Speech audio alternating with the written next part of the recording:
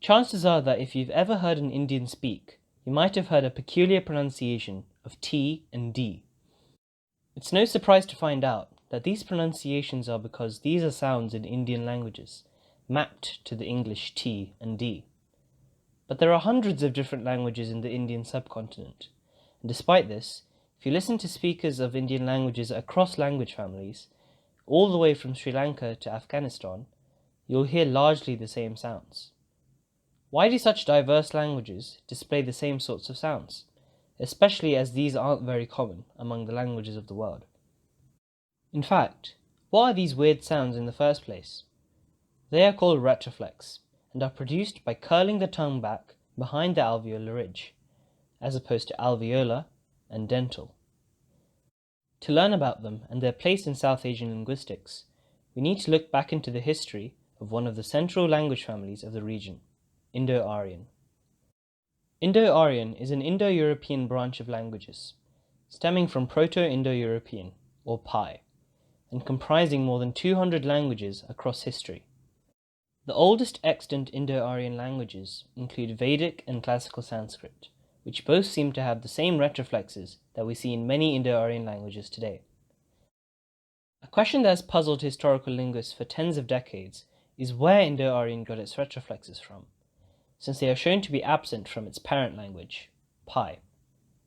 Over the years, different theories have emerged, including many that propose that Indo-Aryan gained them from the indigenous substrate languages of the region, such as Dravidian or Burushaski, through loanwords or simply influence from extensive contact.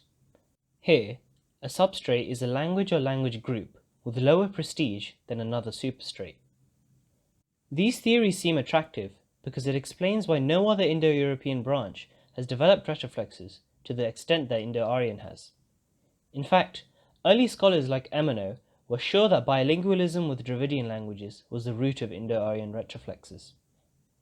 Modern scholars are slightly more skeptical, proposing that Indo-Aryan did not directly gain retroflexes from its substrate, but rather that the innovation of retroflexes was catalyzed by substrate influence. This is called an areal sound pattern or feature, and occurs when two or more languages have significant contact and salient sound patterns are exchanged. However, there are academics who don't think external influences are involved at all. They point towards two clear internal Indo-Aryan sound changes, rookification and thorn cluster development, that set the foundation for retroflexes. Both of them gave rise to the retroflex sibilant, which triggered retroflexion in neighboring dentals, producing almost all of the retroflexion that we see in early Indo-Aryan. If Indo-Aryan did gain retroflexes from Dravidian, then the retroflex sibilant must have been the feature that was copied. But the sibilant can't have possibly come from Dravidian, since Dravidian completely lacks such a sound, despite it being a prime candidate for the origin of retroflexes. A considerable amount of other evidence also points away from Dravidian, some even suggesting that substrates weren't involved at all. There's a lot we don't know about the origin of retroflexes, and it's possible that we won't ever know, but it's clear that complex interactions gave rise to this areal feature. So how did this develop into what we see today? Unsurprisingly, the two biggest South Asian language families seem involved. In what we call Middle Indo-Aryan, or MIA, three important developments occurred. One that eliminated the retroflex sibilant phoneme, and two that introduced many existing retroflexes throughout the lexicon. These seem to contradict each other, so in terms of an areal sound change, surely it can't be the same substrate that gave rise to all three developments. It turns out that Dravidian can be what we're looking for, since while it doesn't have a retroflex sibilant, it does have many other retroflexes that occur often in the native lexicon. So, you can see how Indo-Aryan could have been influenced by Dravidian, adopting its absence of a retroflex sibilant and increasing the number of other retroflexes, forming two areal sound patterns. It's important to recognize that this is all speculation, as is most often the case in historical linguistics.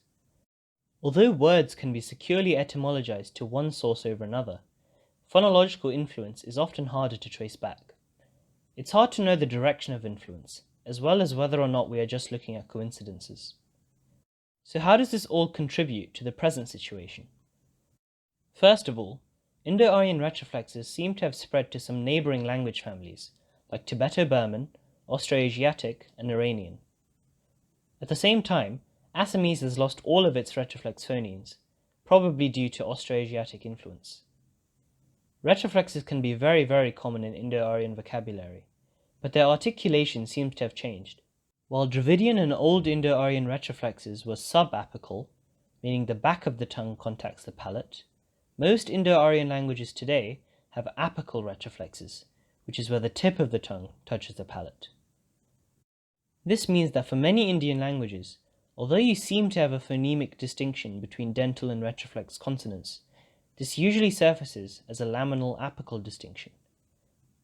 When speakers of these languages came into contact with a language with apical alveolar consonants, they were faced with a choice. They could either use their native laminal dental phonemes to approximate this foreign sound, or their apical retroflex phonemes.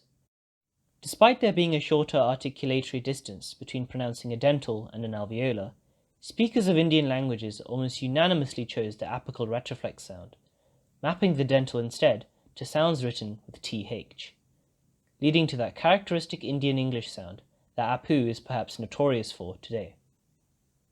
In fact, to try and elevate themselves from this lowly regarded pronunciation, you can often hear Indian speakers fronting their retroflexes as a way of assimilating to more North Indian or Anglophone pronunciations. This is what is amazing about retroflexes, the profound impact that they have on the complex sociology of South Asia, spreading across the tongues of people from a diversity of cultures, religions, and backgrounds in a way that nothing else possibly could. From the incredible similarity of the structures of South Asian writing systems to the bridging of the ever-present North-South divide, retroflexes seem to bind all of South Asia together. Despite making us seem homogeneous and often risible to the Western world, its history can give us a glimpse into the complex interactions between diverse cultures thousands of years ago. I hope I could give a general overview of the fascinating historical, phonological, and sociological linguistics that the Indian subcontinent holds. Thanks for watching.